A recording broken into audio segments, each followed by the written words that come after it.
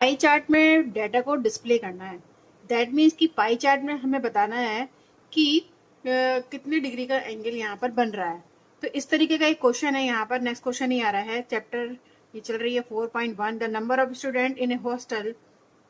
इस क्वेश्चन में हमने पाई चार्ट को देखकर डेटा को फीड किया था। अब हमें करना है जस्ट अपोजिट काम। अब हमें बनाना है डेटा को देखकर पाई चार्ट। तो देखिए यहाँ पर क्वेश्चन है हमारा। क्वेश्चन समझ लीजिए पहले क्या कह रहा है। क्वेश्चन क्वेश्चन कह रहा है, the number of student in A hostel speaking different language is given below. तो यहाँ पर जो हॉस्टल है, हॉस्टल में बहुत सारे स्टूडेंट्स रहते हैं, वो सब अपनी अपनी लैंग्वेज बोलते हैं। ठीक है, तो कुछ तो हिंदी बोलते हैं, कुछ इंग्लिश बोलते हैं, और कुछ यहाँ पर मराठी बोल रहे हैं, तमिल बोल रहे हैं और बंगाली बोल रहे हैं। तो number of student in Hindi के जो स्टूडेंट्स हैं, जो हिंदी बोल रहे हैं, वो 40 स्टूडेंट्स हैं। इंग्लिश के 12 स्टूडेंट्स हैं, मराठी के 9 स्टूडेंट्स हैं, तमिल के 7 स्टूडेंट्स हैं और बंगाली के 4 स्टूडेंट्स हैं। तो टोटल हम यहाँ देख रहे हैं कि टोटल 72 स्टूडेंट्स ऐसे हैं जो अलग अलग लैंग्वेज में स्पीकिंग कर रहे हैं। तो हमें जब इनका क्या सबसे पहले क्या निकालना होगा, सेंट्रल एंगल निकालना होगा, और उस सेंट्रल एंगल से हमें बनाना पड़ेगा पाई चार्ट। तो देखिए यहाँ पर हम जैसे पहले क्वेश्चन में हम कर चुके हैं कि जिसका भी हमें निकालना होता है उसको हम उसका फ्रैक्शन बनाते हैं। तो ऊपर उसको जो तो जिसका भी हमें निकालना है उसको रखेंगे हम ऊपर। टोटल नंबर हम लिखेंगे 72। इससे हमारा क्या बन जाएगा, फ्रैक्शन। और फिर हम उसको सेंटर एंगल से मल्टीप्लाई कर देंगे। अब आपको पता है कि सेंटर एंगल कितना होता है, किसी भी सर्किल का सेंटर एंगल 360 डिग्री होता है। तो इस वाले फ्रैक्शन को हमें 360 से मल्टीप्लाई करना है। लेकिन देखिए यहाँ पर जो हमारे ये अलग अलग फ्रैक्शन बने हैं, 40/72, 12/72, 9/72, 7/72 और 4/72, इनके हमें क्या कर लेते हैं, पहले यहाँ पे हम सिंपल कर लेते हैं, सिंपलेस्ट फॉर्म में ले आते हैं। तो यहीं पर अगर हम सिंपलेस्ट फॉर्म में लेकर आएंगे, वो क्यों लेकर आएंगे पहले आप ये समझ लीजिए, क्योंकि क्या है, हमें मल्टीप्लाई करने में बहुत ईजी पड़ जाएगा, इसीलिए हम यहाँ पर इसको सिंपलेस्ट फॉर्म में लेकर आएंगे। तो आपको इसको क्या करना है, हमें काट दें हम कि किससे कटेगा ये 8 से। देखिए दोनों कट जाएंगे, 8 5 जा 40 और 8 9 जा 72। ठीक है, 5/9 हो गए। अब कोई नंबर ऐसा नहीं है जो इन दोनों को कट कर दे। नेक्स्ट देखिए यहाँ पर हमारा ये तो बन गया हमारा फ्रैक्शन 5/9। ठीक है, अब ये अगर आप काटोगे तो ये किससे कटेगा, आप ये भी देख लीजिए। तो ये कटेगा हमारा 12 से, काटेंगे हम तो 12 1 जा 12 और 12 6 जा 72। तो ये आ गया हमारा फ्रैक्शन 1/6। और ये हमारा फ्रैक्शन अगर हम इसको काटेंगे तो ये करेगा 9 1 जा 9, 9 8 जा 72, यानी 1/8। अब आप देख रहे हो कितना सिंपलेस्ट फॉर्म में आ गया। अब हम आसानी से इसको सॉल्व कर सकते हैं क्वेश्चन को। अभी 7/72 है, तो इसमें तो कोई नंबर ऐसा नहीं है जो दोनों एक दूसरे को काट दे यहाँ पर। तो ये हम एज इट इज लिख देंगे 7/72।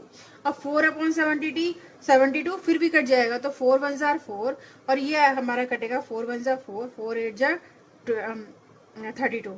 ठीक है, अब यहाँ पर ये इसका फ्रैक्शन बन गया 1/18। अब देखो, आप देखो सबको सारे फ्रैक्शन यहाँ पता चल गए। अब हमें क्या करना है, सेंट्रल एंगल से मल्टीप्लाई करना है इस फ्रैक्शन को। तो 5/9 इंटू सेंट्रल एंगल किसी भी पाई चार्ट में अगर हम निकालते हैं तो 360 डिग्री का होता ही है। अब इसको आप सॉल्व कर लीजिए। सॉल्व करने पर यहाँ पर आ रहा है, देखो 9 से इसको हम काटेंगे तो यहाँ पर कितने से कटेगा, यहाँ पे 9 4 जा 36 और ये 0 का 0, और यहाँ पर आ रहा है हमारा 200। अगर हम इसको मल्टीप्लाई करेंगे 5 4 जा 20 और ये 0 यहाँ पर ऑलरेडी लिखा हुआ है, तो इसको हमने यहाँ पर लिख दिया, तो 200 आ गया। इसी तरीके से हमने इस वाले को सॉल्व करा तो 1/6 हमने फ्रैक्शन लिख लिया और 360 से इसको मल्टीप्लाई कर दिया। तो ये कट रहा है हमें 6 6 जा 36 और ये 0 एज इट इज लिखेंगे। तो यहाँ पर हमारा आता है 60 डिग्री। अभी डिग्री में निकल के आ रहा है क्योंकि हम क्या निकाल रहे हैं, सेंटर एंगल। अब 1/8 into 360 degree is equal to, अब इसको आप यहाँ पर सिंपलेस्ट फॉर्म में कर दीजिए तो कितने से कटेगा, ये 45 से कटेगा। तो 45 डिग्री का यहाँ पर एंगल बन रहा है सेंट्रल का। अब 7/12 को फिर हम क्या करेंगे, 360 से मल्टीप्लाई करेंगे तो ये कटेगा 12 2 जा 36, 12 3 जा 36 और ये 0। और जब हम इसको मल्टीप्लाई करेंगे तो ये आ जाएगा हमारा 35 डिग्री। तो 35 डिग्री का यहाँ पर एंगल बन रहा है।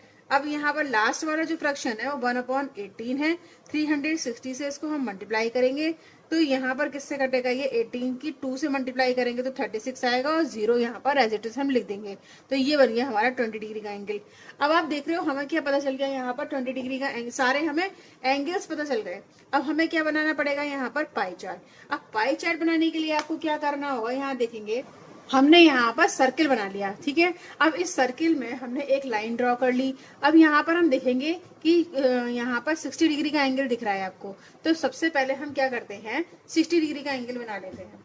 तो 60 डिग्री का एंगल बनाएंगे तो देखिए, अपने जो आपके पास प्रोटेक्टर है उसकी जो लाइन है वो आपको यहाँ रखनी होगी और इस पॉइंट से हम 60 डिग्री का एंगल बना देंगे। तो ये बन जाएगा हमारा 60 डिग्री का एंगल। और जो 60 डिग्री का एंगल है वो कौन सी लैंग्वेज को रिप्रेजेंट कर रहा है, इंग्लिश को। तो यहाँ पर हम लिख देंगे ये इंग्लिश को रिप्रेजेंट कर रहा है, तो यहाँ लिख देंगे हम इंग्लिश। अब हमारा नेक्स्ट क्या है, जो 45 डिग्री का एंगल बन रहा है उसको आप क्या करोगे, प्रोटेक्टर को आप यहाँ पर इस लाइन को रखोगे, प्रोटेक्टर को इस लाइन के ऊपर रखोगे और यहाँ से 45 डिग्री का एंगल बना दोगे। तो ये बन गया हमारा 45 डिग्री का एंगल। और ये था हमारा 60 डिग्री का एंगल। ये क्या हुआ हमारा, ये जो रिप्रेजेंट कर रहा है 45 डिग्री का एंगल, ये कर रहा है हमारा मराठी लैंग्वेज को। तो आप यहाँ पर मराठी लिख सकते हो, यहाँ पर लिख देंगे हम मराठी लैंग्वेज, ठीक है। अब जो नेक्स्ट यहाँ पर एंगल है वो है 35 डिग्री। तो 35 डिग्री को आप कैसे बनाओगे, प्रोटेक्टर को आप इस लाइन के ऊपर रखोगे और यहाँ से 35 डिग्री का एंगल बना दोगे। और ये हमारा कौन सी लैंग्वेज को रिप्रेजेंट कर रहा है, तमिल को। तो यहाँ पर हम लिख देंगे तमिल, ठीक है।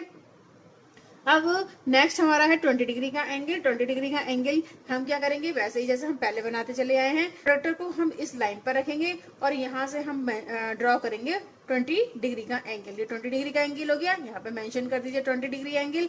और जो 20 डिग्री का एंगल है वो बंगाली लैंग्वेज को रिप्रेजेंट कर रहा है, तो हम यहाँ पर लिख देंगे इसको बंगाली। तो देखिए, अब जो लास्ट वाला बचा हुआ है 200 डिग्री का एंगल, उसको आपको बनाने की कोई भी नीड नहीं है। क्यों, क्योंकि जो बचा हुआ है वो 20 डिग्री का 200 डिग्री का एंगल ही बचेगा। क्योंकि हमें पता है कि जो पूरा सर्किल होता है वो 360 डिग्री का एंगल बनाता है। तो ये तो बाकी सब तो हमें पता चल गए। बाकी जो हमारा बचा है वो बचा हुआ जो एंगल है, जो बचा हुआ एंगल है वही रिप्रेजेंट करेगा। तो ये हमारा 200 डिग्री को यहाँ पर रिप्रेजेंट कर रहा है, ठीक है।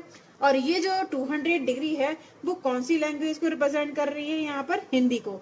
तो यहाँ पर हम मेंशन कर देंगे हिंदी। तो इस तरीके से ये क्वेश्चन होता है हमारा कंप्लीट। और आई होप आपको ये क्वेश्चन समझ में आ गया होगा। और आपको क्वेश्चन अगर समझ में आ रहा है तो आप मेरी वीडियो को जरूर शेयर करिए और चैनल को सब्सक्राइब करिए। Thank you very much.